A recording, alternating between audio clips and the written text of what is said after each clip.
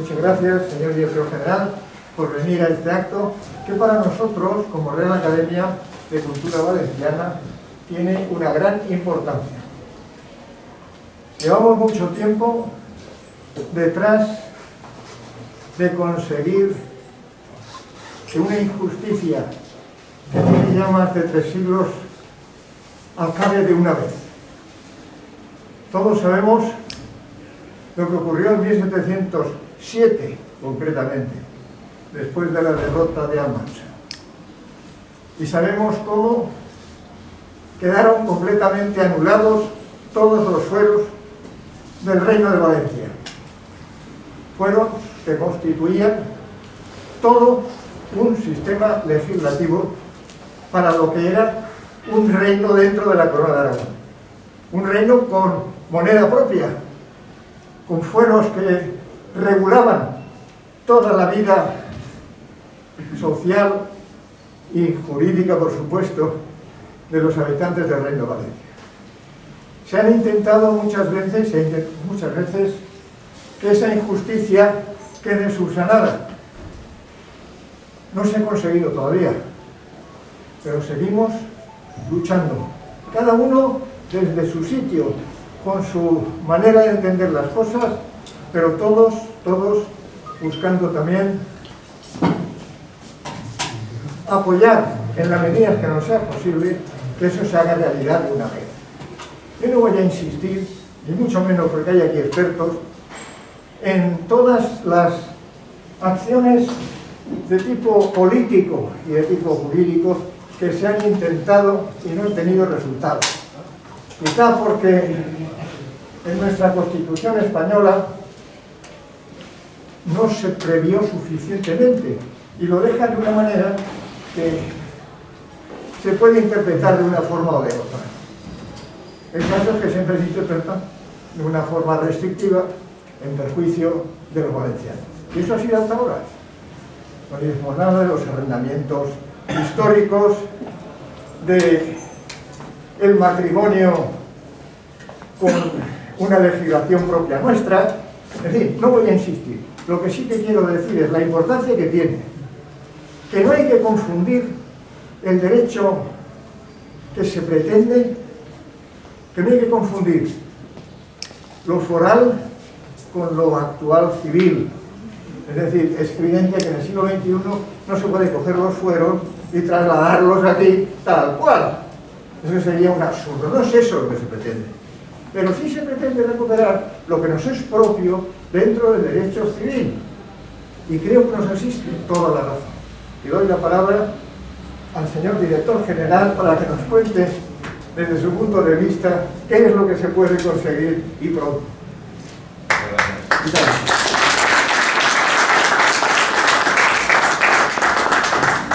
Bueno, pues buenas tardes a todos y todas. En primer lugar, pues para mí es un placer estar hoy aquí, en la invitación que recibí a inaugurar esta jornada.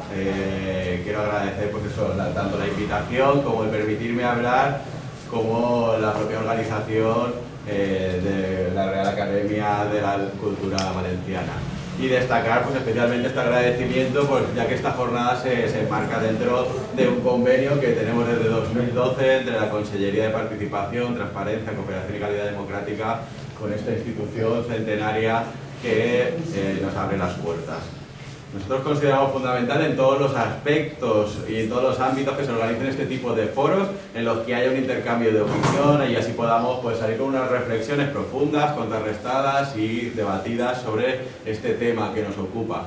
Nos sentimos además privilegiados pues, por poder escuchar en esta mesa redonda que ahora después, en la que intervienen personas que han colaborado y colaboran con la Dirección General y en una cuestión tan importante como recuperar la plenitud de la competencia en materia de derecho civil que nos da el propio Estatuto de Autonomía. Vivimos tiempos extraños en los que pues, desde la noche a la mañana hemos visto cómo se han variado completamente nuestras vidas y la importancia de todo lo que venimos realizando. La crisis sanitaria pues, ha llevado a todas las administraciones públicas a reinventarse y bueno, a revisar la forma de trabajar y cómo relacionarse pues, con la propia ciudadanía. Resulta especialmente indicado apelar a esta colaboración y cooperación para alcanzar pues, objetivos comunes que tenemos todos.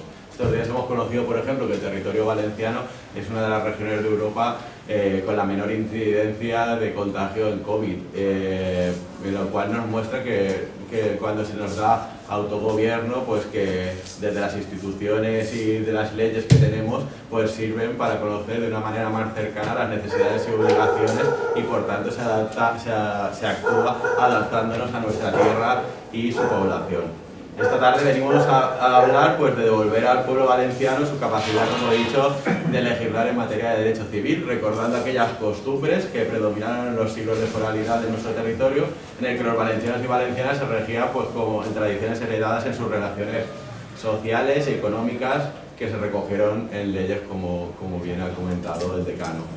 Con el Estatut vigente de 2006 se consiguió aumentar y cambiar parte del derecho civil valenciano, legislando sobre régimen económico matrimonial, las uniones de hecho, la custodia compartida, logrando que las leyes se adaptaran mejor a la ciudadanía valenciana y fueran más avanzadas en muchos aspectos a las propias estatales. Como por todos es conocido, esta capacidad la perdimos en 2016 con las sentencias del Tribunal Constitucional, que aunque nos permitió legislar en otros aspectos, pues como los contratos agrarios que han comentado, no nos ha dejado más remedio que los cauces parlamentarios para la modificación de la propia Carta Magna, que ahora mismo está en el Congreso de los Diputados a la espera de ser debatida.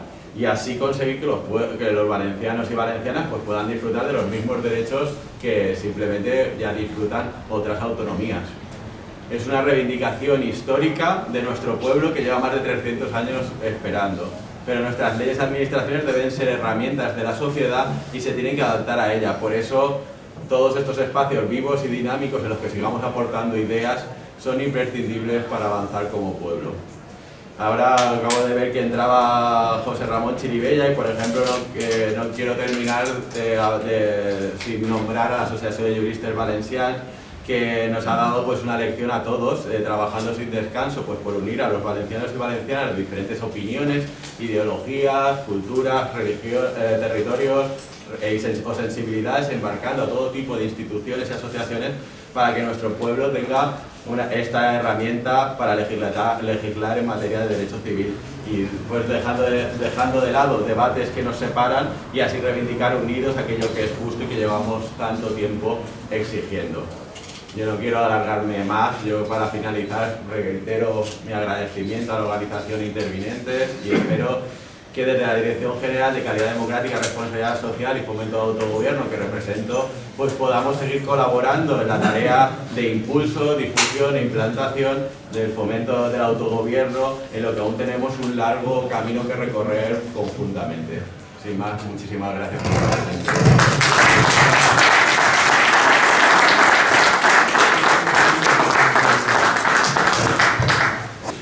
Bona vesprada, moltes gràcies, ja ho ha dit el decà de la Real Acadèmia de Cultura Valenciana.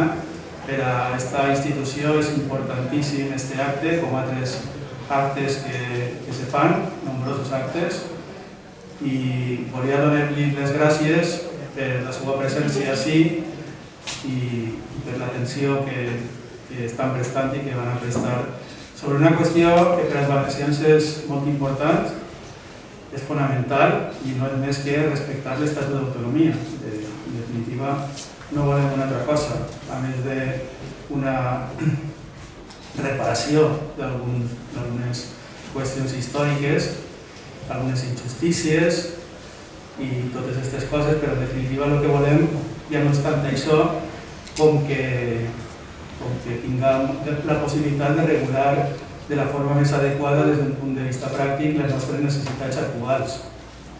I això és, en definitiva, la finalitat de la recuperació del dret civil valencià. Des d'un punt de vista formal seria únicament poder exercir l'Estatut d'autonomia, però des d'un punt de vista pràctic, que és el més important, el que es tracta és de que nosaltres mateixos puguem regular-nos els nostres problemes. Som els millors per identificar-los, som els millors per a poder-los regular d'una forma igual a la de qualsevol altre territori que ha tingut uns furs com els de València, i probablement importants i desenvolupats com el que tingueren en València, entre coses perquè alguns instancis que la tingueren verdaderament forts, unes meres costums que van recopilar en alguna època. Bé, sobre aquestes qüestions pensem que a més de l'àmbit jurídic també té una repercussió de caràcter social i hem intentat donar aquesta visió que en aquesta jornada vam veure quina és la repercussió que té des d'un punt de vista, ja dic, social, des d'un punt de vista del valencianisme, que d'això tenim a Òscar Rueda, que va parlar sobre el valencianisme i el dret civil valencià. No se m'ocorre ninguna persona que estiga més vinculada en el valencianisme, que conega millor totes les qüestions relacionades amb el valencianisme, que estiga tan vinculada com ell, i a més una persona perfectament preparada per poder parlar-nos d'esta qüestió.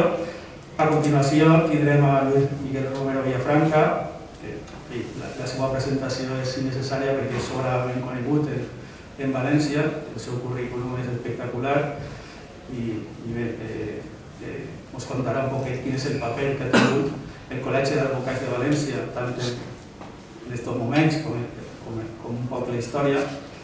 I per últim ens parlarà José Ramón Chirivella, que també és molt conegut, és el president de l'Associació de Juristes Valencians, que és el que està treballant, i això me consta perquè el patisc com a president meu que és, estem treballant constantment per a poder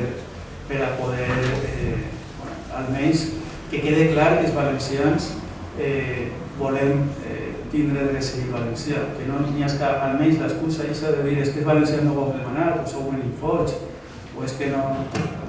Això ja no se pot dir, i no es pot dir gràcies al treball incansable, com ha dit molt ben dit el director general, el treball incansable de l'Associació de Juristes Valencians, i d'aquest treball incansable és aquesta persona que ens va parlar el que està sempre espentant.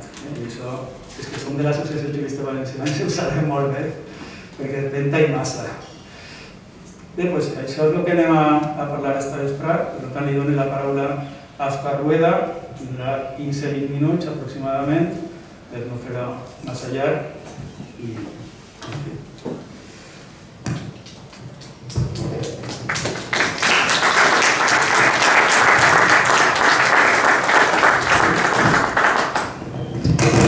Molt bé, bona vespre, moltíssimes gràcies per vindre avui ací.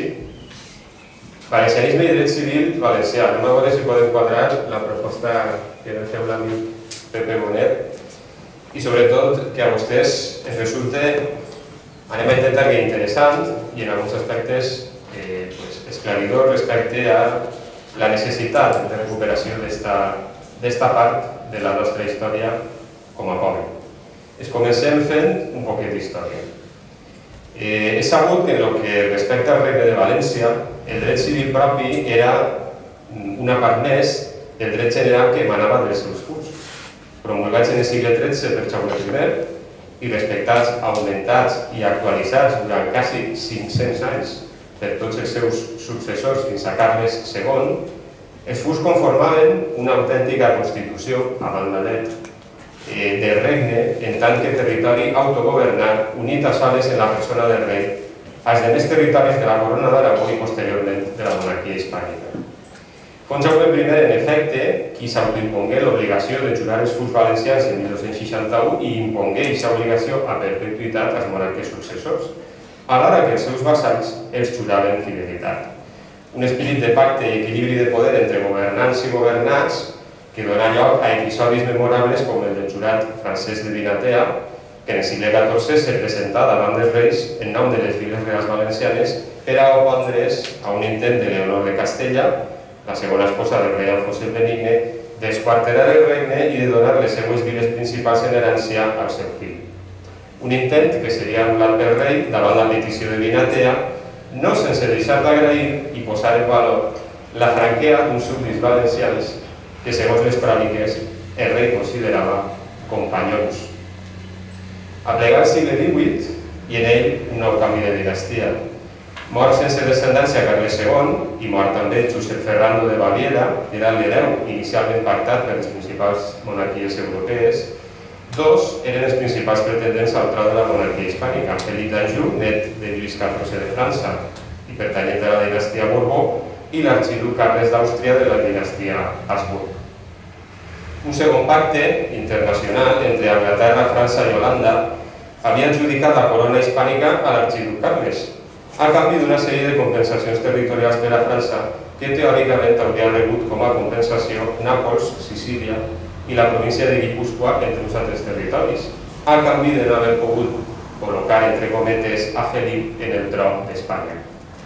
Però la negativa d'Àustria a aquestes cessions i l'última voluntat de Carles II de nomenar a Felip d'Anjou com a successor faria que el francès fora proclamat rei de tots els territoris de l'imperi hispànic a la mort del primer en 1700. La disconformitat austríaca i la sòlida posició de l'arxiduc Carles de mantindre's com a hereu legítim de la corona espanyola faria esclatar immediatament una guerra internacional d'alcance europeu, la Guerra de Successió. Felip d'Anjou, llavors, en 17 anys, entrà triomfalment en Madrid en 1701. I tal com era costum en els seus antecessors, i això tal volta no és massa conegut, juraria els furs i privilegis d'alguns dels seus territoris, com les Constitucions de Catalunya en 1701 o els furs d'Aragó en 1702. Però no arribaria a fer-ho en els furs de València. Avui el devindre de la guerra europea ho impediria. Un pacte entre austríacs, prussians, britànics i portuguesos front a l'aliança promoguda per França, que estenia els seus tentacles a Espanya a través del nou rei Felip, havia delimitat clarament els dos bandos. En el cas valencià, l'arxiduc Carles desembarcà en Altea i Dénia en agost de 1705, on aprofitaria una situació de revolta social per a guanyar ràpidament adeptes valencians, prenent així el conflicte en el nostre territori el caràcter, desgraciadament, de guerra civil entre maulets, els partidaris d'arxiduc Carles, i botiflers, els partidaris de Felip d'Anjou. La guerra paregué inicialment favorable als austracistes i l'arxiduc Carles aconseguí inclús entrar en Madrid en 1706, on fou proclamat rei el 2 de juliol. Però prompte hagué d'abandonar la ciutat. El 10 d'octubre, no obstant, l'arxiduc Carles feu el que Felip no havia pogut o sabut fer, jurar a títol del rei de València els furs valencians. Però mentre que a nivell europeu els austracistes pareixien dominar la situació, en la península ibèrica les forces estaven desigualades i fou una de les batalles entre tropes anglo-luso-holandeses i franco-castellanes, la batalla d'Almansa, el 25 d'abril de 1707, en la que pràcticament no participaven valencians, la que decantaria el curs de la guerra, obrint les portes del nostre regne a les tropes de Felip V. La ciutat de Xàtiva seria incendiada el 20 de juny, canviant el seu nom pel de Sant Felipe, i el dia 29, davant la consternació de tots els valencians i molt especialment dels partidaris de Felip, el rei, assessorat pels seus consellers francesos, derogaria por justo derecho de conquista els furs i institucions dels regnes de València i Aragó, substituint-los per les leyes de Castilla, tan loables i plausibles en tot l'universo, segons se diu literalment en els coneguts decrets de Nova Planta. És convenient també recordar que el 25 de juliol els jurats racional i síndic de la ciutat, és a dir, les màximes autoritats municipals partidàries de Felip V, que havien sigut nomenades pel rei després de la presa de la capital, enviaren al monarca un llarg memorial escrit en llengua valenciana en el que mostraven el seu pesar i la disconformitat en la consideració general de tots els valencians com a rebels i imploraven la real clemència de sa majestat, pregant-li la revocació del dit decret. Però, per desgràcia, l'episodi de Vinatea no es repetí i l'actitud de Felip V no tingué res que veure en la del rei Alfonsel Benigne 400 anys abans. Esta volta la resposta fou ordenar el tancament del jurat Lluís Blanquer i de l'advocat Josep Ortí en les Torres de Serrans com a caps d'aquest moviment reivindicatiu i la seva posterior deportació a Pamplona, d'on pogueren tornar després de no poques mostres de submissió dels governants valencians cap arreu. I la qüestió és que aquest injust castig per a tots els valencians, foren partidaris o detractors de Felip V, fon més dolorós si cap, si tenim en compte que aragonesos, catalans i balears no es veren privats del seu dret civil propi o bé se'ls va retornar al qual de temps. Mentre bascos i navarresos, que es mantingueren en tot moment fidels a Felip V, conservaren les seues institucions pròpies, fins al punt que aquest és el motiu pel qual aquestes dues comunitats autònomes actualment disfruten d'un concert econòmic especial. Però en el cas de València això no ocorreria mai. I la supressió de les nostres institucions d'autogovern font radical i completa, a excepció del Tribunal de les Aigües i alguna precialla de dret consuetudinari. Inclús ordenar que la Real Senyera Oficial custodiava el Consell de la Ciutat, la que no s'inclinava davant de ningú i reunia tots els valencians en la defensa del regne, se desmuntara i s'ocultara en un arcó tancat per 3 claus, prohibint-se també celebrar la professó del nou. Serà més un segle més tard, en el segle XIX, i lligats indissolublement al moviment de la Renaixença, quan trobem els primers usos de la paraula i el concepte valencianisme. Entre ells, per avui n'havem rescatat 2, que no tenim la seguretat que siguin els primers en termes absoluts, però sí probablement els primers que es començaran a tindre certa repercussió a nivell social. La primera cita que portem avui és la poesia titular Esperit de valencianisme, de Constantí Llombart. Escrita en 1872 i publicada al calendari Lorat Penat de 1884, deixa algunes pincellades de lo que un dels fundadors de la societat Lorat Penat entenia com a valencianisme. Llegim aleshores uns breus fragments. València, segona mare, la que pecha donar al món les seves virtuts, ses granders, ses glòries i sos honors, no ocupa no aquell tal puesto a on contemplar la religió. Nau del comerç, font d'indústria, ric de nerv argentidor, temple de galla ciència en por i d'il·lustració, eternament coronada de llorers, palmes i flors i admirada i benvolguda i respectada de tots, llavors València seria la que en altres temps ja fon. Ans que res en totes bandes, valencians, diguem que som. Valencianista en diuen, valencianista soc. Tot se ho mereix València, per a València és tot. Esta poesia de Llombart, prou coneguda sobre la part final, anava significativament precedida d'una cita de l'historiador Lluís Tramulleres que valdria com a excel·lent pòrtic per a la matèria que tractem. La cita deia així: a títol d'unitat i progrés s'han abolit institucions que, posades en harmonia en el temps present, donarien lloables fruits. Una equilibrada filosofia que, més enllà de la reivindicació de la Renaixença com a moviment literari, projectava cap al futur la restauració de les abolides institucions d'autogovern valencianes a fi de millorar el benestar del poble valencià i poder defendre l'efectivitat dels seus interessos legítims. La segona de les referències en aquell moment novedós concepte de valencianisme fon d'un altre dels cofundadors de l'Obrat Penat, Teodor Llorente. Llorente, en el discurs d'obertura del curs 1879-80 i fent referència a la primera seu de l'entitat acabada d'estrenar, afirmava: així, enmig del poble, estem, encastellats en la ciutadella del valencianisme. Un concepte de valencianisme que, lligat a l'acció d'aquesta naixent entitat, desgranava a lo llarg del seu parlament, i dia Llorente. Conste que, encara que siguem molt aficionats a la renaixença poètica de nostra llengua, no venim així exclusivament a fer versos valencians. La visió és més ampla, més completa. L'art, la història, les institucions civils i socials, les costums i les tradicions, les idees i els sentiments, tot el que forma part de l'esperit d'un poble, volem estudiar-ho nosaltres en el passat gloriós de València i aplicar-ho, si pot ser, a son pervitre, que el desitgem encara més gloriós. Des d'aquells anys, molts s'ha escrit, s'ha argumentat, s'ha discutit sobre què és o què deixa de ser el valencianisme. Un valencianisme que pensem deu ser transversal a tota ideologia, condició i procedència i que necessàriament deu posicionar-se en les antípodes de certs moviments identitaris que només busquen excitar l'odi o l'enemistat entre els pobles. Un valencianisme cívic i ampli que fou el que inspirà, de fet, la fundació de l'Obrat Penat en 1878, encapçalà per un republicà, Constantí Llombart, un liberal, Feliu Viscueta, i un conservador, Teodor Llorente. No cal dubte que aquells valencianistes de la Renaixença decimonònica despertaren en els valencians la consciència de la història del Regne de València, la dignitat de les tradicions pròpies i l'aptitud de la llengua valenciana com a vehícul de cultura. I els valencianistes de les primeres dècades del segle XX tancaren el círcul virtuós argumentant la projecció social d'aquest valencianisme cultural, històric i lingüístic cap a un objectiu concret: la recuperació de l'autogovern del Regne de València. Un autogovern perdut en aquesta guerra de successió de la que reparte la introducció. com un instrument imprescindible no sols per a reparar una injustícia històrica, sinó també per a assegurar la unió, el benestar i el progrés dels valencians.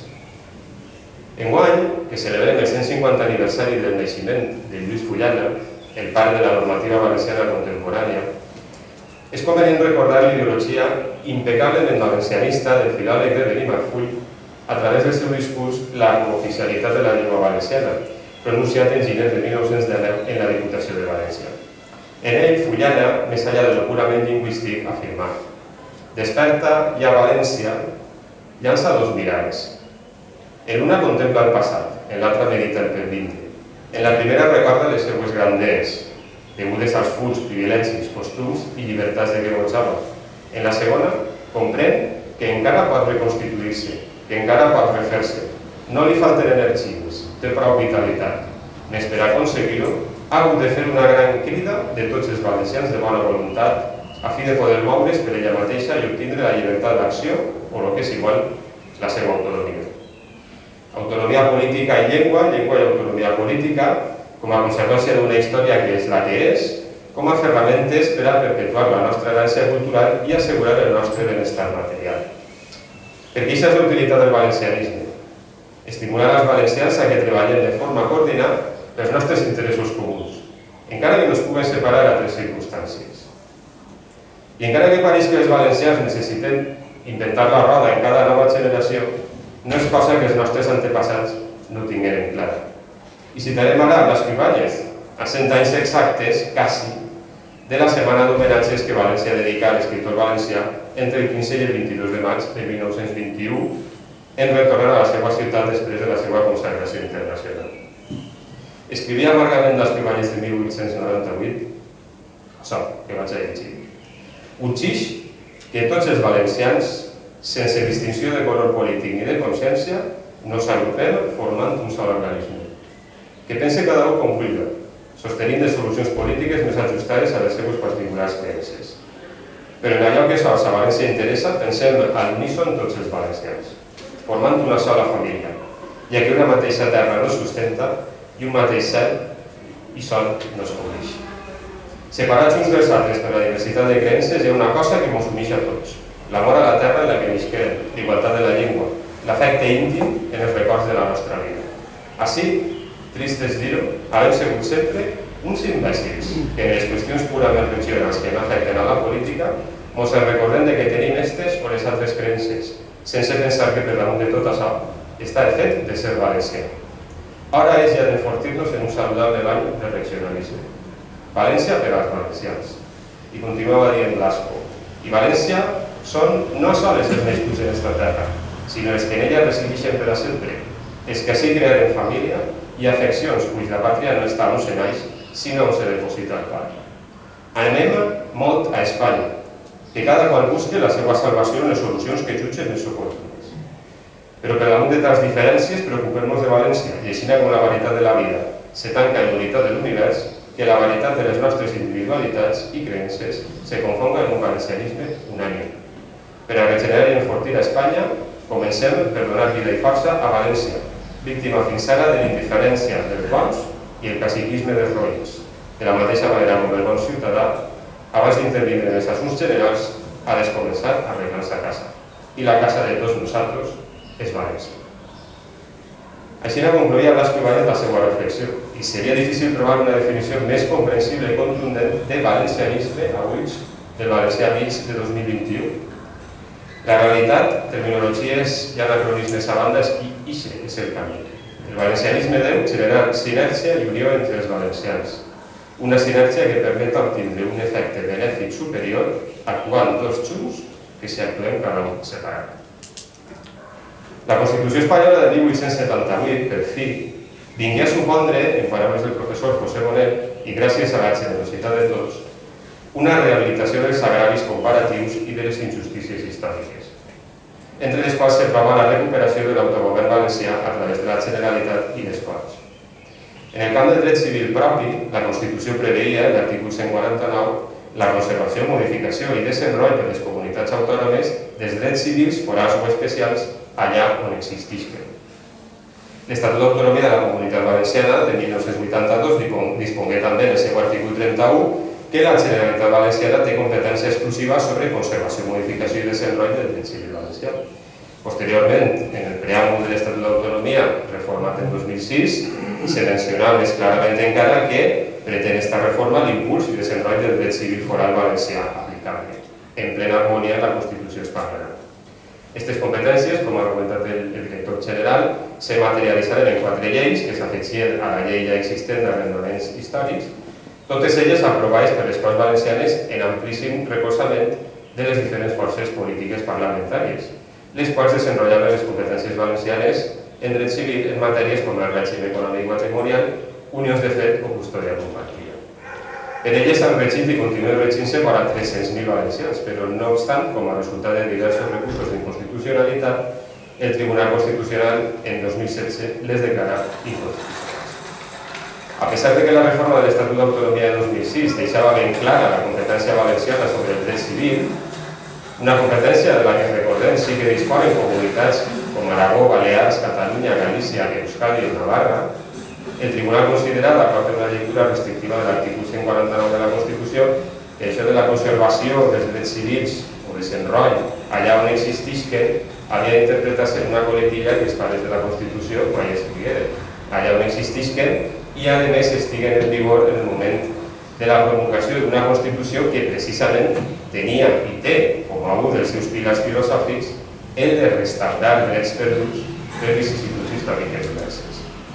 Encara que ens confessem llecs en qüestions jurídiques, així hi ha persones molt més acreditades per a parlar de la qüestió, molts experts juristes han posat objeccions al procediment seguit i han assenyalat també l'incongruència i l'agravi comparatiu de que altres comunitats autònomes puguen gosar d'aquest dret civil propi, com ha indicat Pepe Bonet. Reconeixent, no obstant, això és així, que no és un tema que es troba entre les preocupacions més immediates dels valencians, la competència en dret civil, i vaig acabant, és en qualsevol cas una qüestió de justícia històrica i d'igualtat. De no ser més que els demés espanyols, però tampoc manco. I també una manera útil d'adaptar la legislació civil a la particularitat d'idiosincràsia de la nostra demografia i del nostre model productiu. El professor Bonet assenyala 5 raons per apostar per la recuperació definitiva d'aquest dret propi, a banda de les raons històriques, de les quals ja hem parlat, raons socials i culturals, perquè representa un element de cohesió social dels valencians, raons de justícia, evidentment, reparació d'aquesta injustícia històrica i d'aquest agrevi comparatiu, raons pràctiques, la forma més immediata i de més qualitat per a regular les relacions privades entre valencians, i les raons tècniques que també s'han assenyalat i que probablement ara se desenvoluparan més.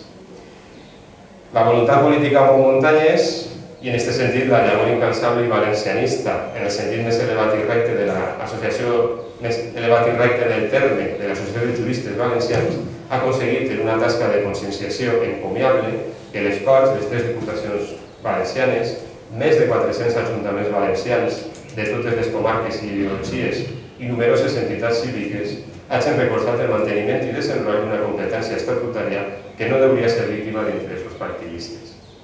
L'aprovació de les Corts Generals d'una modificació tècnica menor del redactat de la Constitució serà, confiem, la solució a una injustícia provocada per una antiga guerra internacional aliena als interessos dels valencians, els resultats de la qual duren des de 300 anys.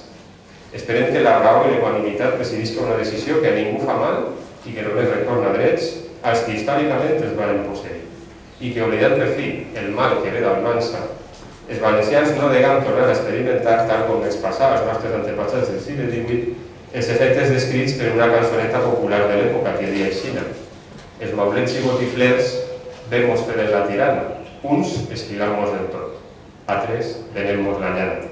O una altra dita més expressiva encara: Carles III i Felip V m'han deixat en lo que tinc. Preparen pues d'una volta per totes el que provocaren en la nostra terra aquelles baralles entre un austríac i un francès i superem possibles desencontres actuals que ens impedeixen diferenciar el fonamental de lo secundari, treballant tots junts per a que el poble valencià seguisca sent l'amo del seu futur. Un futur brillant que està per construir i que es troba, com sempre, en les nostres mans. Moltes gràcies.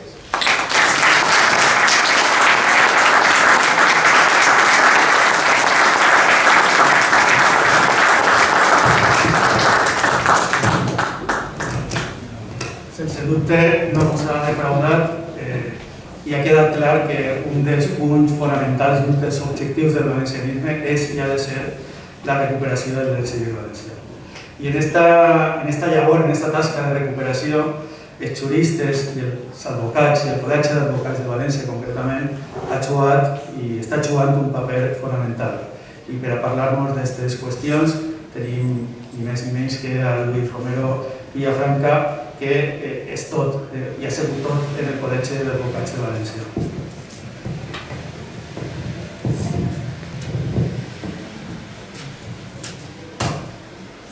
Muchas gracias.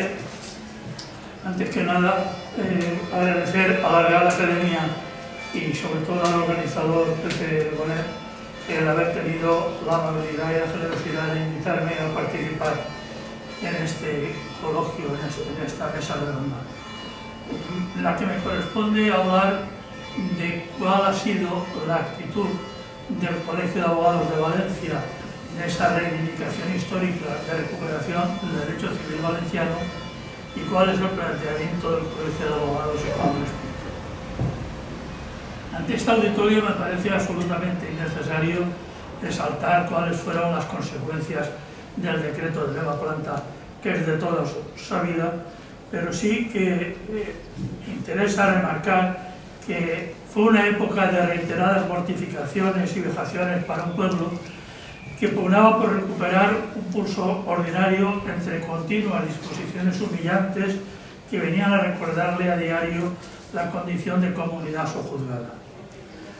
Pensemos particularmente que para los abogados fue particularmente doloroso el proceso, que de repente tenían que dejar de aplicar los fueros que siempre habían alegado para aplicar el fuero juzgo, la nueva recopilación, las partidas, las leyes de toro, el ordenamiento de Alcalá, las leyes de estilo, el fuero real y el fuero viejo de Castilla, que hasta entonces no eran de aplicación en nuestro reino. A esa humillación se unió además la de que llegó de personas extrañas que actuaron casi siempre desde la plataforma de los vencedores. Por ejemplo, en 1766, el conde de Aranda, que había sido capitán general de Valencia, cuando era presidente del Consejo de Castilla, recordaba al secretario de Justicia, Manuel Roda, cuánto importa la preferencia en el despacho de las plazas nacionales de Valencia. Ocasiona su vacante graves perfectos por lo foral de aquel reino. La abogacía sufrió especialmente, digo, esta humillación porque para introducir el nuevo derecho se eligió la vía indirecta de inhabilitar a sus profesionales y exigirles después, previa depuración, el juramento debido a la observancia de las leyes castellanas. Ello hizo que, evidentemente, desde el mismo momento de su fundación, el Colegio de Abogados de Valencia y sus miembros mantuvieran una postura firme de constante reivindicación del derecho foral valenciano. Así podemos anotar, por ejemplo, que cuando la convocatoria de las Cortes Generales en Cádiz, abriendo un escenario histórico nuevo con lo que se llamó la Consulta al País, el 22 de mayo de 1809, consultando a diferentes instituciones, un diputado abogado valenciano, Agustín Abás, en conexión con el colegio, al que pidió literalmente consejo y asistencia, planteó que se pidiese a la superioridad el restablecimiento de los fueros y privilegios del reino, formando después una comisión con los marqueses de Valera, que no tuvo éxito por la oposición de los diputados castellanos. Posteriormente, ya en 1843, la recientemente creada entonces Comisión General de Codificación se dirigió expresamente al Colegio de Abogados de Valencia para preguntar por las peculiaridades jurídicas del antiguo reino, centradas en materia como los contratos, derechos, sucesiones y agua.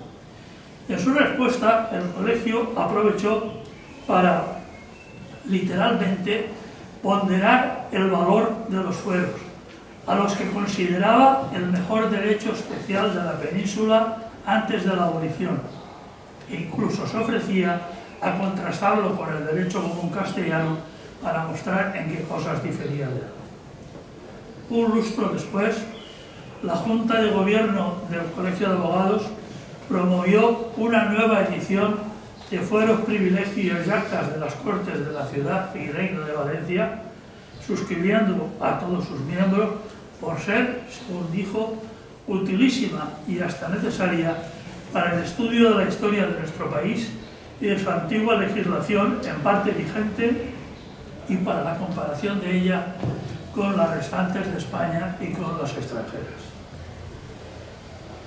Pasando ya a la época actual, puede afirmarse como resumen con rotundidad que el Colegio de Abogados de Valencia ha estado presente en todas las iniciativas institucionales y sociales que, al amparo de la competencia asumida ya en el Estatuto de 1982 y reforzada especialmente con el de 2006, han tenido por objeto la recuperación del derecho civil valenciano, entendida como recuperación de la competencia legislativa en materia civil en condiciones de igualdad con las demás comunidades autónomas que tuvieran compilación escrita durante el franquismo.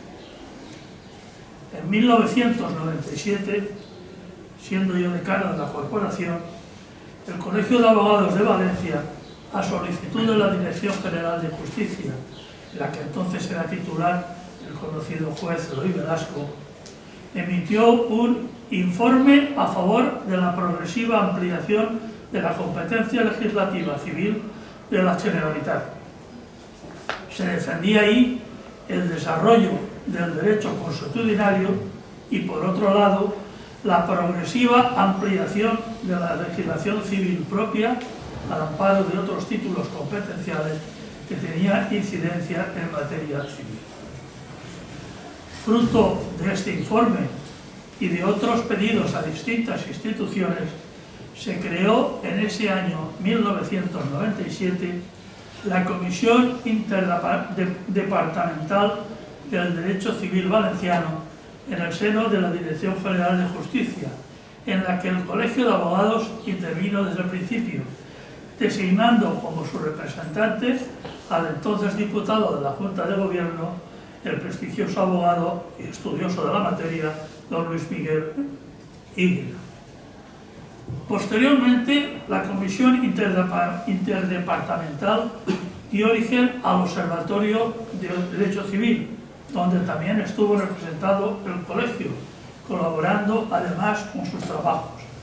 Y posteriormente, constituida la Comisión de Codificación Civil Valenciana, hoy Comisión Asesora en materia de Derecho Civil, continúa siendo miembro de la misma en todas sus renovaciones con el mismo letrado inicialmente designado por el colegio. En el año 2004, el Colegio de Abogados suscribió el Manifiesto a favor del Derecho Civil Valenciano, que fue impulsado principalmente por el catedrático don Francisco Blasco y el registrador don Vicente Domínguez Calatayud, y que se gestó, entre otros, como consecuencia del brillante discurso de ingreso de este último como académico de número a la Real Academia Valenciana de Jurisprudencia y Legislación, vinculada al colegio, y que trató precisamente de la recuperación de este derecho y de la competencia legislativa civil. Discurso que, como presidente entonces de la corporación, tuve el honor de contestar apoyando totalmente sus planteamientos.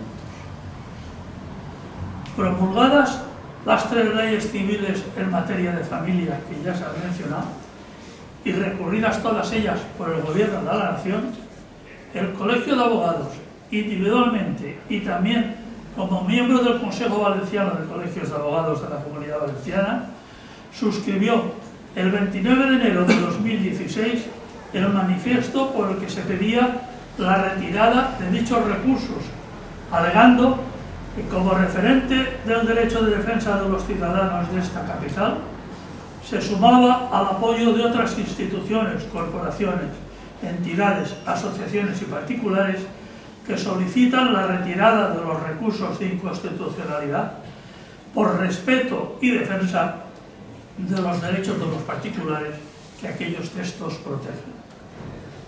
En el seno del colegio se creó a su vez una sección de Derecho Civil Valenciano, que siempre ha organizado ciclos de conferencias y ponencias. Incluso al margen de la sección se han organizado también ciclos de conferencias sobre las distintas leyes que fueron promulgadas, con presencia institucional siempre de primer orden, siempre el conseller responsable de la materia. En unas épocas era el de justicia, en otras gobernación, en otras finalmente el de transparencia y desarrollo estatutario. Y también, por iniciativa del Colegio de Valencia, se creó una ponencia en el segundo Congreso de la Abogacía Valenciana, celebrada en Nueva York. Es clara, por tanto, la postura permanente del Colegio de Abogados de Valencia de reivindicación de nuestro derecho civil propio. ¿Cuál es el planteamiento del colegio? La postura reivindicativa del Colegio de Valencia en esta materia nunca ha estado vinculada a planteamientos políticos identitarios, ni mucho menos historicistas, intentando rescatar instituciones fenecidas por el solo hecho de que fueron nuestras o porque las tuvimos y nos las quitaron.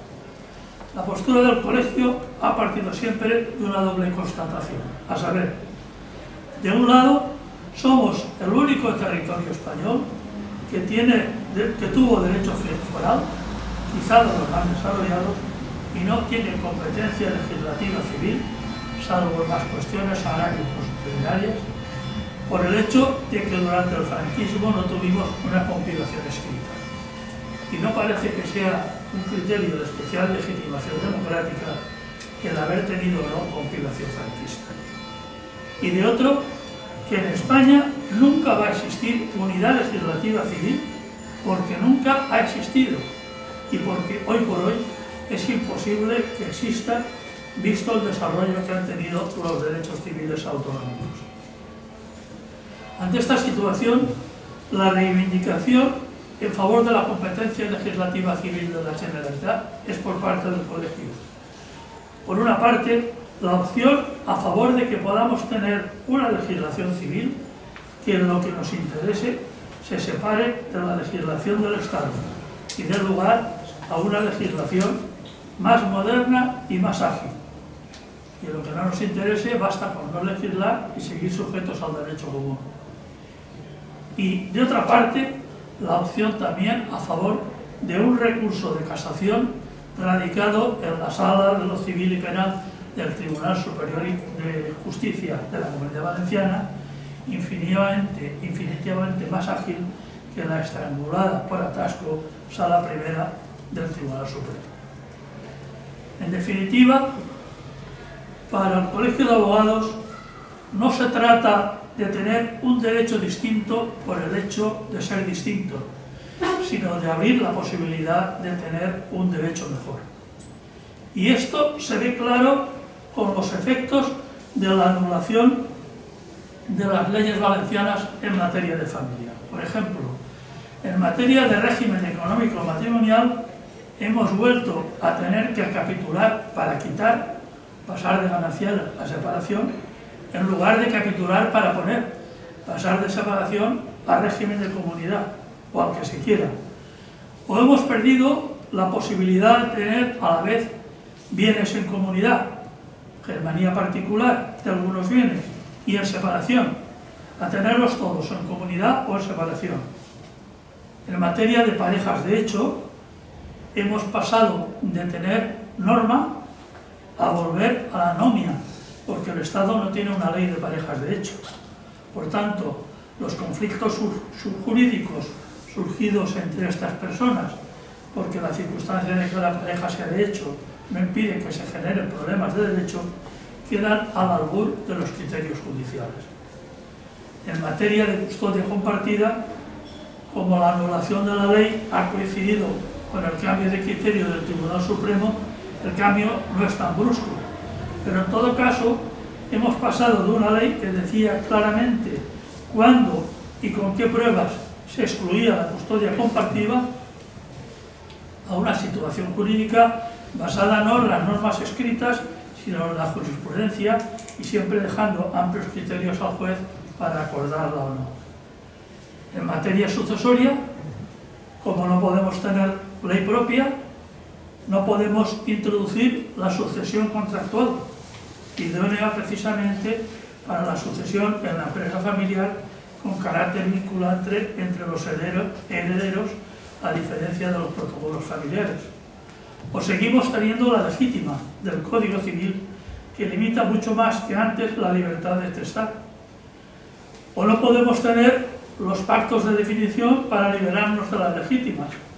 O no podemos tener propiamente el conocido como testamento de lo paratre, heredamientos mutuales, teniendo que seguir haciendo piruetas con los usufructos universales y la cautela cini, y por supuesto con dos testamentos, porque está prohibido el testamento mancomunado, y así un largo etcétera. Finalmente, y para concluir, quiero insistir y ratificar que el Colegio de Abogados de Valencia comparte ese anhelo profundo del pueblo valenciano, mantenido en el tiempo, por disfrutar de un derecho civil propio, como así ocurrió durante siglos, que no es un capricho o una ocurrencia coyuntural, sino que ese derecho propio vendría a corregir una anomalía histórica y un absurdo legal. La anomalía histórica la conocen todos los que se dedican a esto. De todos los territorios históricos de la antigua Corona de Aragón, solo el Reino de Valencia perdió por entero su derecho. El absurdo legal de tener la competencia de legislar, que consagra el artículo 49.1 segunda del Estatuto de Autonomía, está correfrendado por el Parlamento Español, y sin embargo limitarla, como hace el Tribunal Constitucional, a un sucedáneo consistente en compilar instituciones más propias a veces de un manual de antropología.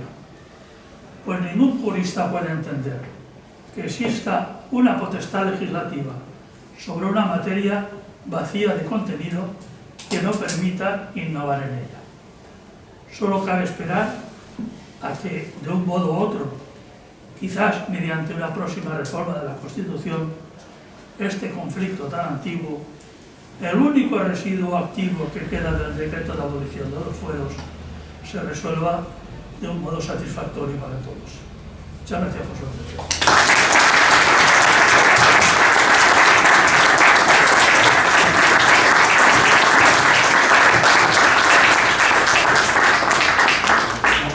Moltes gràcies. Està clar que el dret civil valencià és una reivindicació social i dins d'aquesta societat, de l'amplitud de la societat, qualificadament els juristes i particularment els advocats han demostrat que estan per la llavor de recolzar el dret civil valencià.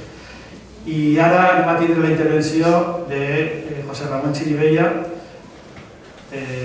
que és el que dirigeix l'organització que més ha treballat per a aconseguir aquest objectiu.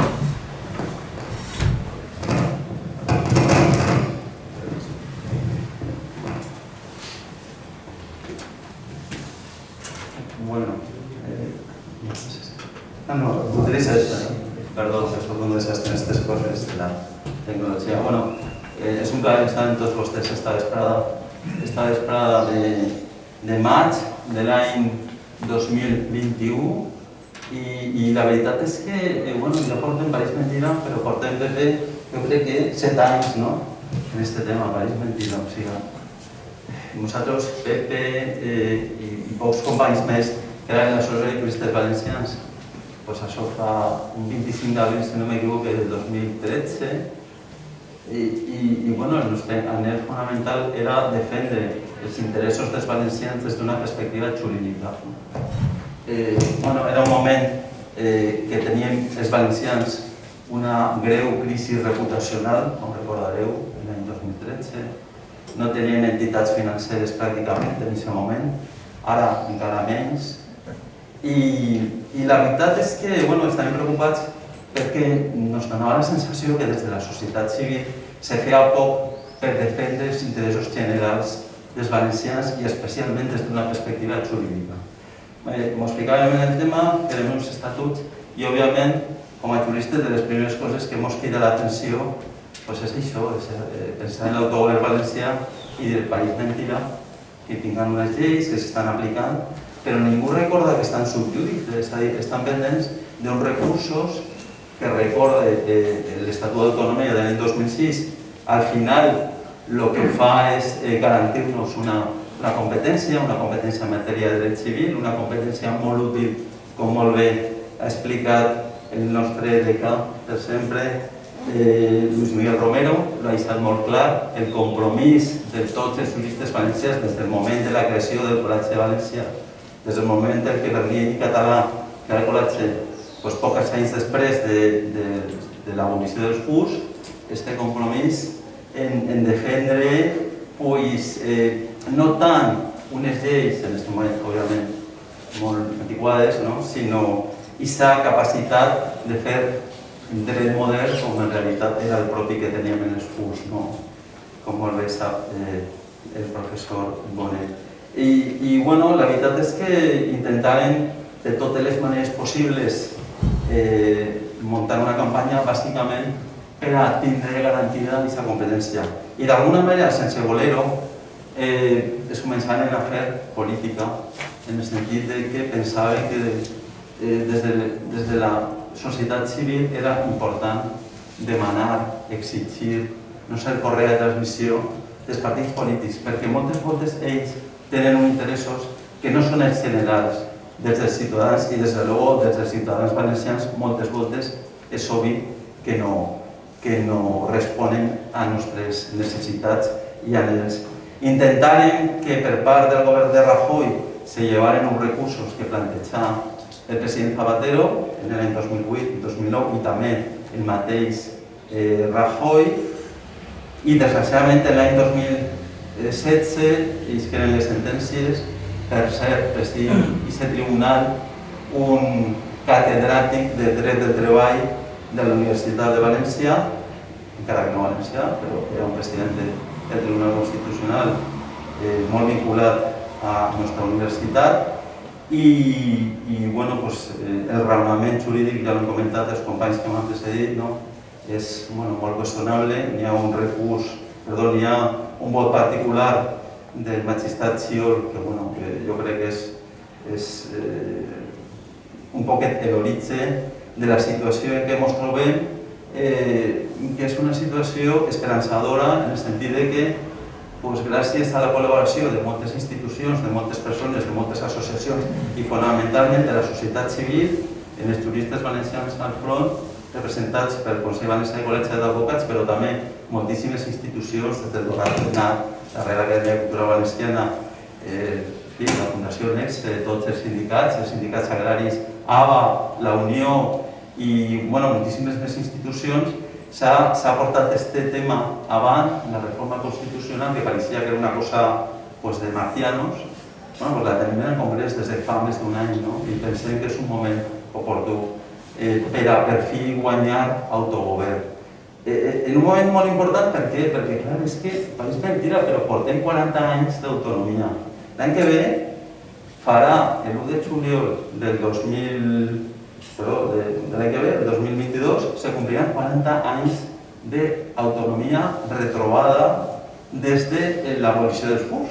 És mentira, no? Portem 40 anys i, com molt bé s'ha justificat, aquesta és una petició, la recuperació del dret civil valencià, que és perenne als valencians, a tots els àmbits socials. Sempre que hem pogut l'hem demanada. I en aquest cas és evident, i a banda coincidint en el títol de la conferència que m'ha demanat per favor que fera el professor Bonet, és obvi que n'hi ha que vincular-lo aquest moviment al municipalisme. Molta gent no oblida, però els valencians tingueren, retrobaren el nostre autogovern gràcies a que molts ajuntaments demanaren l'accés a l'autonomia l'any 78. Estem parlant de que van ser, si no m'equivoco, 512, que representaven el 96% de la població valenciana, perquè el que te dia l'article 151 de la Constitució és que per a constituir un règim autonòmic era necessari que almenys el 50% de la població i 2/3 parts de cada una de les províncies demanaven l'autonomia. En aquest moment se demanava per molts ajuntaments. Però és que en aquest moment 622 a dia d'avui ajuntaments valencians han demanat recuperar el dret civil valencià per un dret modern com demanava Luis Miguel Romero Villafranca. És a dir, per això ho volem, per a fer aquestes carències que és obvi que tenim en nostra societat en aquest moment i per a fer això és definitiu l'espenta municipal que s'ha produït. És a dir, estem parlant de que excepte 10 poblets de la província de Castelló en aquest moment, 3 poblets de la província de València i 10 de la d'Alacant, tots els pobles valencians han demanat que volen tindre un dret civil valencià. Imagineu-vos el que ha sigut que aquests poblets comprenguen el que és el dret civil modern per a lo que serveix. Els regidors han tingut que estudiar, han demanat molt d'assessoraments sobre la qüestió i estem parlant de que hi ha més valencians en aquest moment representats que han demanat recuperar aquesta competència dels que demanaren l'accés a l'autonomia. És a dir, al final, d'alguna manera, des de les veus juristes valencians, podíem haver anat directament a les Corts Valencianes i demanar un acord per iniciar la tramitació de la reforma constitucional. Però, sense base, hauria sigut molt senzill, ens podien haver dit que no tenien legitimitat, que era un acord com tants altres, però en realitat el procediment constitucional és molt clar en aquest sentit. N'hi ha 4 vies per a iniciar la tramitació de la reforma constitucional i la instrumentació per mig d'un acord de l'Assemblea Legislativa corresponent és una de les vies.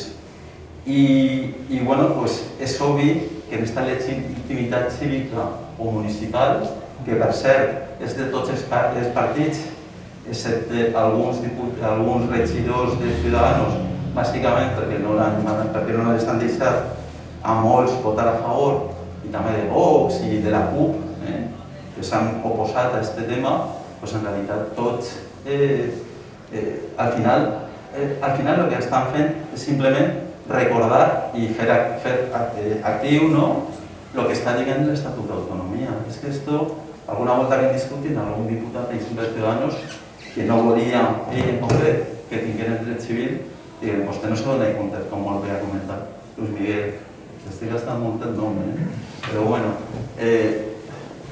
al final no se dona compte que la pluralitat de la legislació civil és plenament constitucional. És a dir, alguns partits que se diuen molt constitucionalistes, a l'hora de la veritat, clar, apliquen un criteri un poc centralista o no, o catalanista, per a manipular el que diu la Constitució.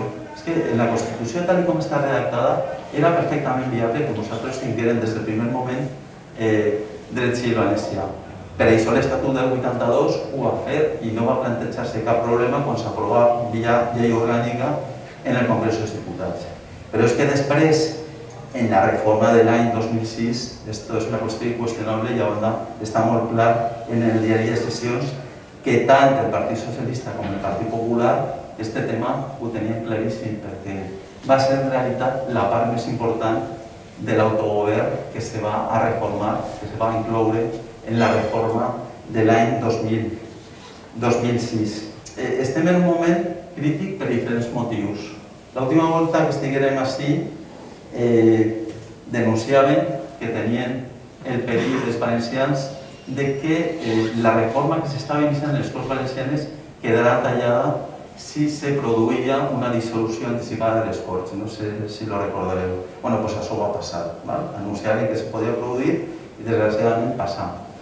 Per què? Perquè el president va dissoldre les Corts i ho va fer en aplicació precisament d'una nova capacitat que li donava l'Estatut, però clar, la va utilitzar un dia abans de que per part de les Corts Valencianes se completara el procés de reforma així en l'àmbit valencià.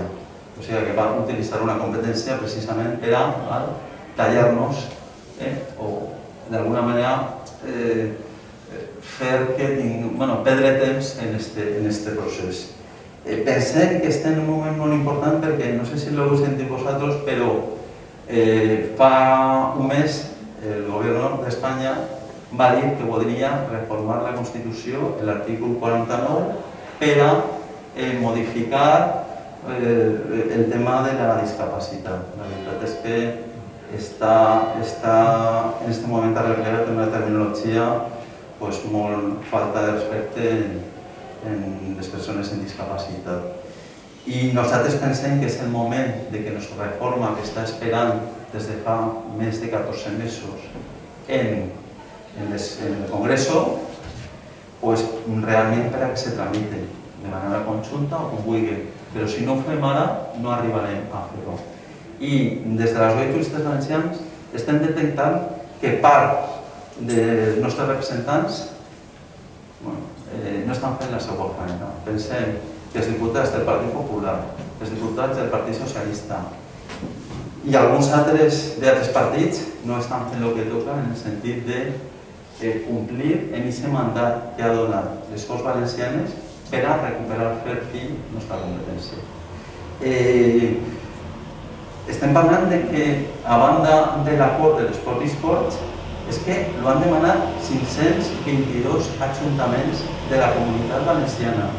Del Senya Segura, és que l'han demanat absolutament tots els nostres pobles. Què n'hi ha que fer per a modificar una Constitució que el que ha de fer és adaptar-se a les necessitats socials? No pot ser que estiguem en aquesta situació després de 40 anys de democràcia. No pot ser que estiguem des de fa 5 anys en molt menys autogovern del que teníem. I jo crec que és responsabilitat de tots nosaltres, i en especial de les persones vinculades al món del valencianisme, al món del activisme polític i social, demanar de veritat als nostres polítics que complisquen en la seva feina. I no podem mirar a l'altre costat, no podem enganyar-nos, en el sentit que és molt important que tots els diputats valencians gestionen aquest tema, que està claríssim des de fa molt de temps i que ho tenen en aquest moment 15 milions d'espanyols, l'ho hem de recuperar d'una volta, perquè si no serà una trista manera de recordar la recuperació del nostre autogovern l'any que ve. Si no ho fem ara, és obvi que no se podrà fer en aquesta legislatura, i per això, i l'anuncio així, farem un gran acte el dia 14 de juny en el Congrés dels Diputats, precisament per a recordar des de la societat civil i el municipalisme als diputats valencians i sobretot al Congrés que presidís Meritxell Batet, que no se pot amagar la veu d'un poble que és que l'està demanant des de sempre i especialment des de fa 40 anys en un règim democràtic. Així n'hi ha molta gent que ja ha esmentat aquest tema. Per exemple, el nostre director general d'autogovern, Iñaki Pérez, regidor fa uns anys en ELDA, ell precisament ho vol presentar en el seu poble. És a dir, n'hi ha molta gent compromesa des de diferents perspectives ideològiques que estan defendent aquesta qüestió. Subscric absolutament les paraules d'Òscar Rueda en el sentit que el compromís en la comunitat valenciana deu de ser absolutament transversal i el que no estigui en aquest tema no se pot dir valencianista. El valencianisme, òbviament, és una defensa de les institucions d'autogovern i jo crec que és una qüestió que no se pot qüestionar per part de ningú. I sobretot tenint en compte que és que en pleno període de Franco n'hi havia moltíssimes regions en aquest moment que tenien un dret civil i no passava res. Estem parlant de dret privat.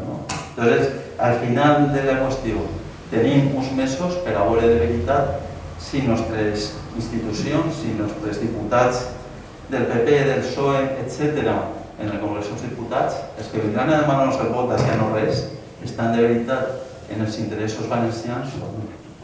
Moltes gràcies.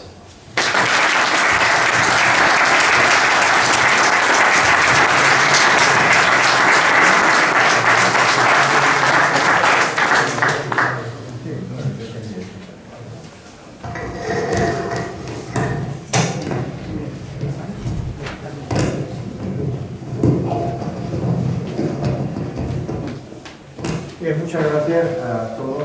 Yo quería hacer una reflexión en este momento que creo que es importante. Bueno, en primer lugar, yo creo que queda perfectamente clara el compromiso de esta Real Academia de Cultura Valenciana con este propósito de redimir esa injusticia y conseguir nuestro derecho civil de aplicación.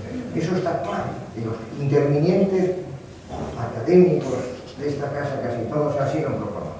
Pero yo quería ahora simplemente dejar en el aire, no quiero provocar una polémica, sino simplemente dejar en el aire lo siguiente.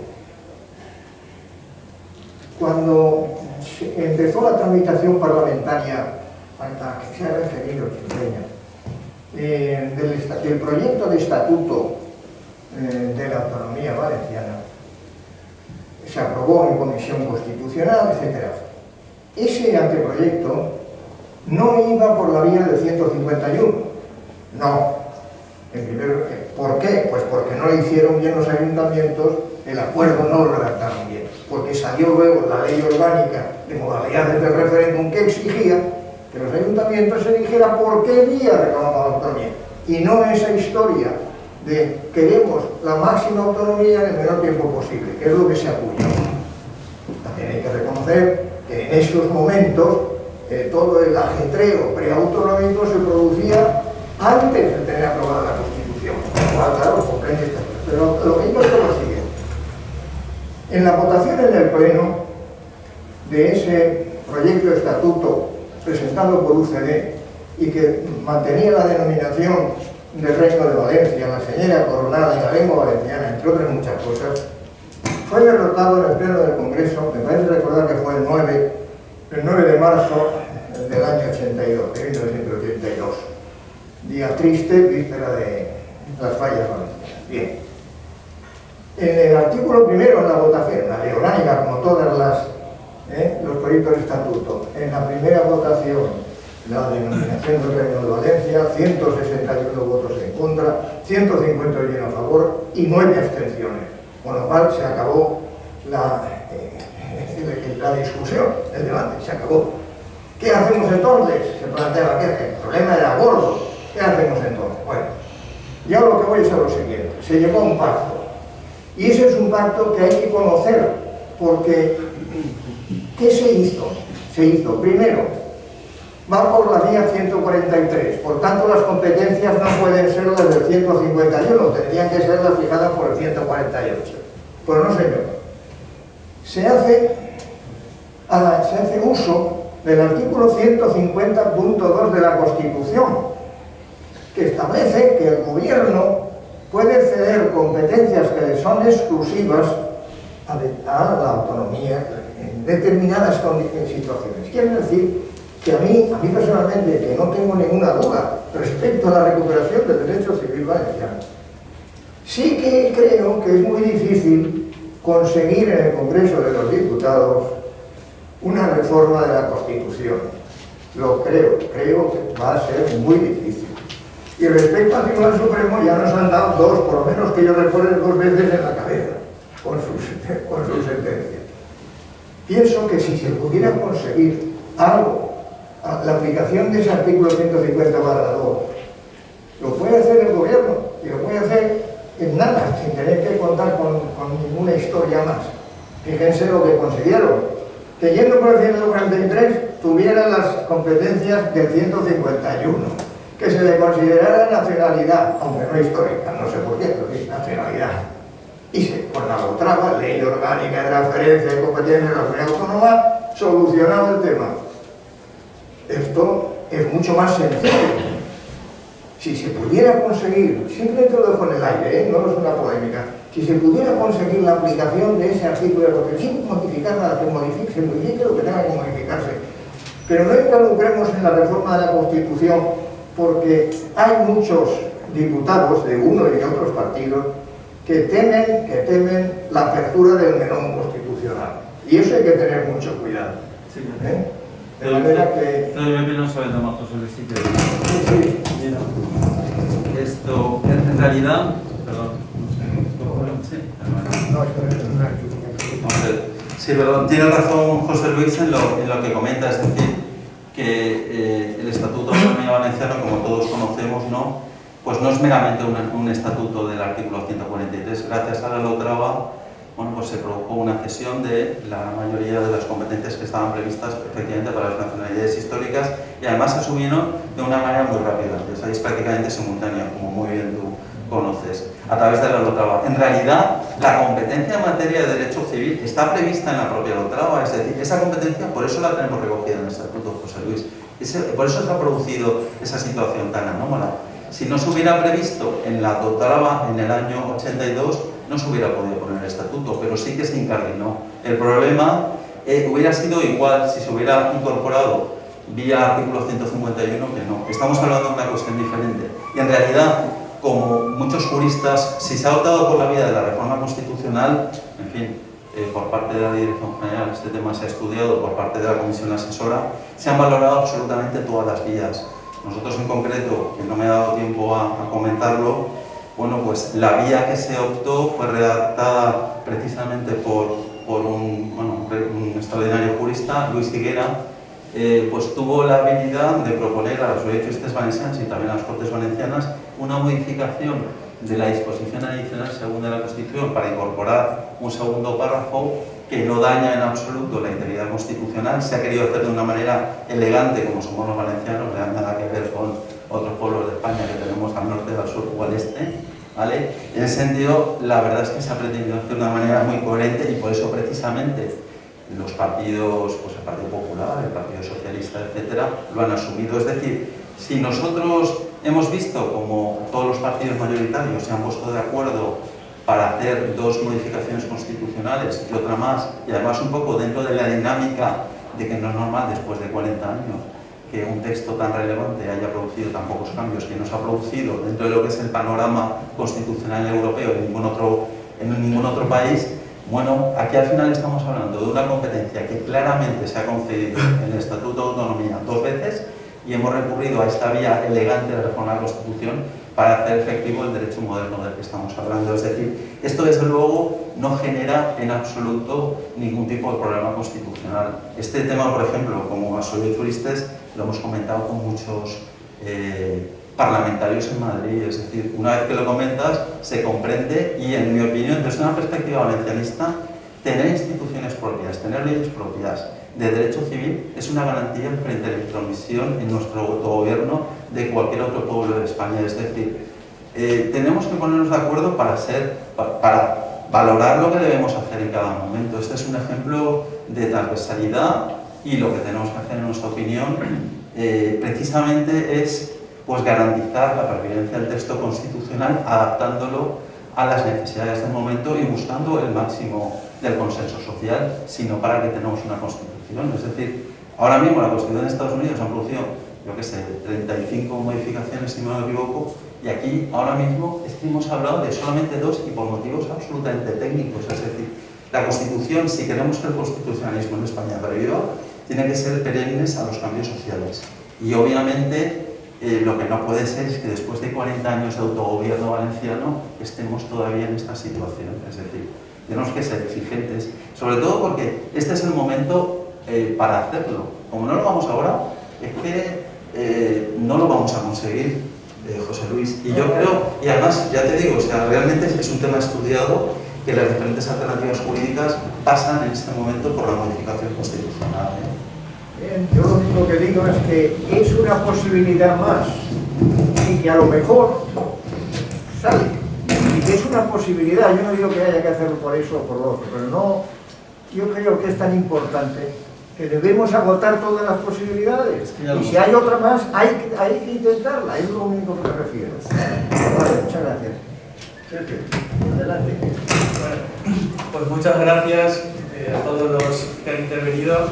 Y ahora, como tenemos unos minutos, si alguien quiere formular alguna pregunta o quiere intervenir.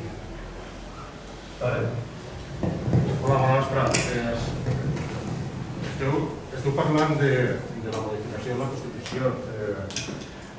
Voldria plantejar-vos, jo no sé si vos heu plantejat aquest tema, tant en la disposició addicional primera, que fa referència a que la Constitució empara i respecta els drets forals i els drets històrics, unit a la disposició derogatòria, que també deroga qualsevol disposició anterior a la Constitució que vaig contra la mateixa Constitució, si en això no se podia plantejar primer la derogació, que jo entenc que ja és implícita del decret de nova planta, sinó també una derogació formal i explícita d'aquest decret i al mateix temps el reconeixement del dret foral valencià. Jo entenc que per això, insisteix, la primera disposició nacional i la disposició derogatòria. Crec que no cal una reforma constitucional, no tindríem prou. Bueno, la veritat és que ja nos agradaria que fora ISA l'opinió del Tribunal Constitucional, però no és ISA. És a dir, imagina't, en realitat, l'Estatut d'Autonomia de l'any 2006, valencià, lo que pretenia era fer una referència precisament a la disposició addicional primera. I durant la tramitació parlamentària el PNV se va opondre directament i el Partit Socialista i el Partit Popular pensaven que no era la via adequada fer referència a la recuperació de la competència precisament a la disposició addicional primera. És a dir, el que te vull dir és que des de luego s'han esgotat entenent totes les vies per a fer efectiva aquesta competència. Les sentències de l'any 92 i la del 2006 ens aboquen, òbviament, a aquesta modificació constitucional que insisteix. És a dir, el que n'hi ha que fer, de cometes, és acostumar-nos, igual que se modifiquen lleis. És que, precisament, disculpa, les sentències del 92 i el 2006 fan referència a que existís, és que està vigent el decret de nova planta. Per això és que crec que és una contradicció en la mateixa sentència. Sí, efectivament. És un dels motius de crítica, efectivament, d'aquesta sentència, però, dins de la reforma amable que se va dissenyar per Luis Higuera i que nosaltres pensem que és la via adequada i també per part de les Corts Valencianes, que és important, s'ha intentat provocar el mínim de rebuig. És a dir, si nosaltres demanem expressament una derogació del decret de nova planta, doncs potser a algú no l'agrada, saps? Entonces, en la pràctica entenem que per la via de la modificació de la disposició addicional segona que tenim en la nostra web i en realitat el projecte de reforma constitucional és molt fàcil de trobar, està en el BOC, el que se planteja en definitiva és el mateix, però sense qüestionar la manera d'actuar del Tribunal Constitucional fins al moment. No podem utilitzar les dues vies que hem No.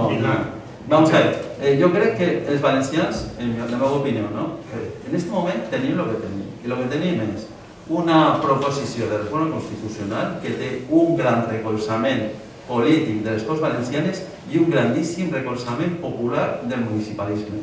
Perdó, què més collons volem? A veure, ja està bé, hem de ser un poc intel·ligents políticament, és a dir, en menys qualsevol trau molt més que nosaltres, però esto, no sé, ara mateix el que hem de fer és demanar als polítics que fem la seva feina i s'ha acabat. Nada de, saps? Jo crec que n'hi ha que centrar la qüestió. I, perdó, és que aquest tema portem anys i anys analitzant sentències que en realitat el que volen és justificar que no obtinguem el que diu l'Estatut i ja està, o sigui, en la meva opinió. Entonces, el que n'hi ha que fer, pues això, és fer política d'una manera cívica però per fi tindre un dret modern, que és el que s'està demanant des de fa segles. I no, és molt fàcil, no? Pues se podia haver fet, pues fes-lo tu, saps el que et vull dir? O sigui que ara el que se tracta és el que tenim, fer-ho realitat. I és una cosa que està molt avançada i en la mida que estem en qualsevol organització, associació, pues n'hi ha que donar-lo a conèixer i fer-ho, perquè és que som l'únic poble que ha plantejat realment una reforma constitucional en recolzament popular i ja està. És una qüestió molt important, en la meva opinió, no? Entonces, no sé, jo crec que hi ha que ser possibilista e intel·ligent, no? I deixar-nos de colors del nostre partit, no. Esto és un interès general dels valencians i n'hi ha que tirar-lo avant i ja està. O sigui, si foren de qualsevol altre territori, això ho tindrien clar.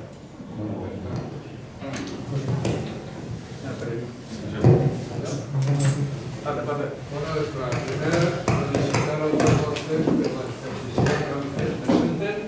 Me senten? Sí. Per l'exposició que han dut a mà. I jo no vaig a fer massa. Senzillament, ja veig que el senyor advocat, el jurista, està d'alguna manera tirant al poble, o diguem al poble, el que deu de fer. I la meva pregunta és, en aquest cas, què té que fer el poble? Aquesta és la pregunta que fa.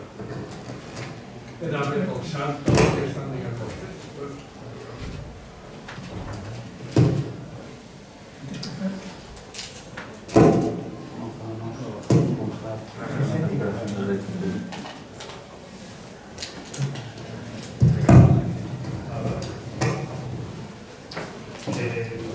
Des del nostre punt de vista, el poble, que són més de 500 ajuntaments en la Comunitat Valenciana i tots els representants del poble, ha fet el que té que fer el poble valencià.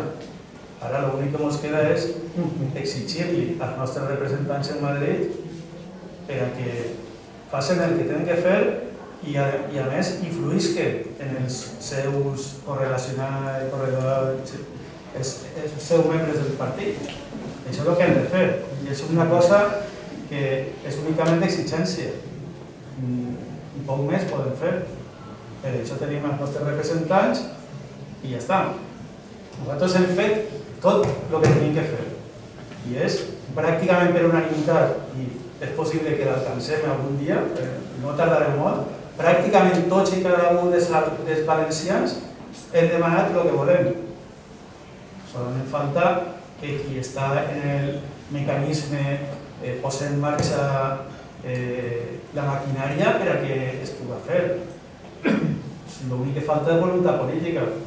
I a més, l'únic que podem fer és, si no complixen el que li hem manat, prendre l'actitud corresponent, que seria donar-li la confiança a nosaltres, que puguen fer allò que nosaltres volem. I ja està. No pensem. Altres coses es podien fer altres coses, però aquestes serien les qüestions, diguem, elegants, com deia José Ramón. A partir d'ahí, cada un pot fer allò que consideri oportú. En els mitjans de comunicació, en la pròpia vida, anar exigint als nostres polítics. Quan anem a un míting o anem a una reunió amb polítics, plantejar el tema i exigir-li. I que se donen compte que si no complixen el que li manem, perquè això tindrà represàlies. I la represàlia és la pitjor que li poden donar a un polític, és no votar-lo. I votar a un altre, ja està. Això és el que jo veig. Bien, bueno, repito, muchas gracias a todos. Yo creo que se ha debatido suficientemente, aunque nunca bastante, y quiero volver a darle las gracias a todos ustedes y a los participantes de la mesa por esta jornada, esta mesa redonda que hemos tenido, que ha sido, yo creo que muy interesante, y que tomemos de ahí verdadera conciencia de lo que se está discutiendo. Muchas gracias a todos y hasta otro día.